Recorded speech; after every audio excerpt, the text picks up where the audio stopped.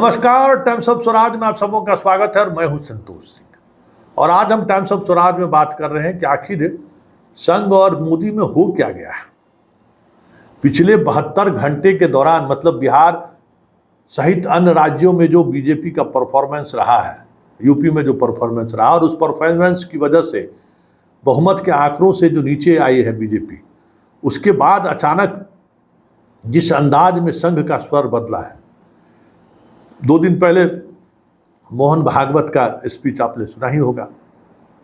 आज संघ के मुखपत्र ऑर्गेनाइजर में बड़ी खबर छपी है कि भाई अजीत सिंह के बेटे से गठबंधन करने का मतलब क्या था, चौधरी चरण सिंह के पोते से गठबंधन करने का क्या मतलब है, क्या उससे लाभ हुआ, क्या आप किसानों की समस्या के समाधान करने पर क्यों नहीं विचार करते हैं। किसानों को लेकर जो एक हठधर्मिता पार्टी के अंदर देखी जा रही है, उससे पार्टी अपने उस छवि से बाहर क्यों नहीं निकलना चाहती है। गठबंधन करके तो उसने देख लिया कि उससे कितना बड़ा नुकसान हुआ। तमाम उम्मीदवार हमारे चुनाव हार गए। मतलब अब हर एक फैसले पर, मतलब कह सकते हैं कि मोदी के फैसले पर अब संघ सवाल खड़े करने लगे हैं। मणिपुर के मसला पर मोहन भागवत सवाल खड़े किए ही।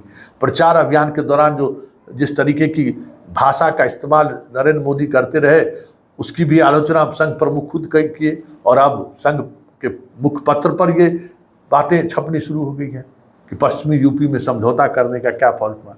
और अमित मालवीय पर जो आरोप लगा है, आप भी जान रहे होंगे कि किस तरीके से वो बंगाल पहुंचते हैं तो उन्हें लड़कियों की जरूरत है, और ये मामला तुल पकड़ता जा रहा है। भले जिस संघ के जिस व्यक्ति ने ये बातें अपने सोशल पेज पर लिखा था, बाद के दिनों में उसको वो वापस लेते हुए जरूर दिखे। कांग्रेस पर भी उन्होंने आरोप लगाया। लेकिन बड़ी बात है, देखिए अमित मालवीय पर सीधा सीधा हमला संघ का, मतलब सीधा मोदी पर हमला है। इसी तरीके से मणिपुर की घटना पर या प्रचार अभियान के दौरान जिस तरीके से मोदी भाषण करते रहे, उस पर संघ का सवाल खड़ा करना सीधे सीधे मोदी पर हमला है। और साथ ही पश्चिमी यूपी को लेकर जो निर्णय लिया गया था, वो मोदी का व्यक्तिगत निर्णय था, उस निर्णय पर सवाल खड़ा करना भी कहा जाता है कि सीधे सीधे संघ अब मोदी पर अटैक करना शुरू कर दिया है। लेकिन बड़ी बात यह है कि आखिर संघ का ये हृदय परिवर्तन है या फिर संघ के अंदर कुछ चीज़ें चल रही हैं। संघ के जानकारों से बात करिए तो वो दोनों बातें से इनकार करते हैं। वो तो कोई तीसरी बातों पर सहमति जताने की कोशिश कर रहे हैं कि संतोष जी इस पर भी सोचिए। क्या सोचिए भाई? सवाल ये नहीं है कि संघ जो है सो मोदी के कार्यशैली को लेकर असहज है। सवाल ये है कि जिस तरीके की कार्यशैली को मोदी ने हवा दिया है, या फिर जिस कार्यशैली के सहारे मोदी इस देश की राजनीति को साधते रहे हैं, ऐसे में आने वाले दिनों में संघ पर सबसे ज़्यादा खतरा आने वाला है। निशाने पर सबसे ज़्यादा संघ होगा। ये संघ के सभी स्वयंसेवकों और प्रमुख को ये लग रहा है, क्योंकि टूट की जो राजनीति है, विखंडन की जो राजनीति है, घृणा की जो राजनीति है, नफरत की जो राजनीति है, उसका अगर कोई शिकार होगा तो संघ होगा। क्योंकि बीजेपी में जिस तरीके से बाहरी लोगों का प्रवेश हुआ और जिस स्तर पर बाहरी लोगों को तवज्जो दी गई है, तो अब तो कांग्रेस और बीजेपी में कोई फर्क ही नहीं रहा है। ऐसे में अगर सत्ता परिवर्तन की स्थिति बनेगी तो सबसे पहले जो भागकर यहाँ इस खेमे में आए हैं वो उस खेमे में चले जाएंगे, उनकी तो जान बच जाएगी।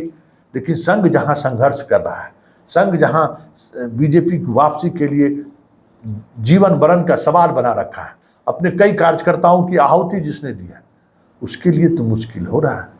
क्योंकि संघ कभी भी प्रत्यक्ष तौर पर इस तरीके की राजनीति के पक्षधर नहीं रहा है जिस राजनीति को आगे मोदी बढ़ा रहे हैं। ऐसे में मोदी पर संघ का हमला स्वाभाविक नहीं है, ये अस्वाभाविक है। और अस्वाभाविक इसलिए कहा जा रहा है कि संघ को अब ये समझ में आने लगा है कि जिस राजनीति को मोदी हवा दे रहे हैं, उस राजनीति से संघ का जो 100 वर्ष पूरा हो रहा है, उस 2025 में 1 वर्ष बाद ही संघ का 100 साल पूरा होने रहा है। उस 100 साल के बाद संघ की पूरी दशा और दिशा नहीं बदलने पर ही बहुत मुश्किल होगा बिहार और देश के गांवों में घूमकर संघ के लिए संघ के विचारधारा के लिए काम करना।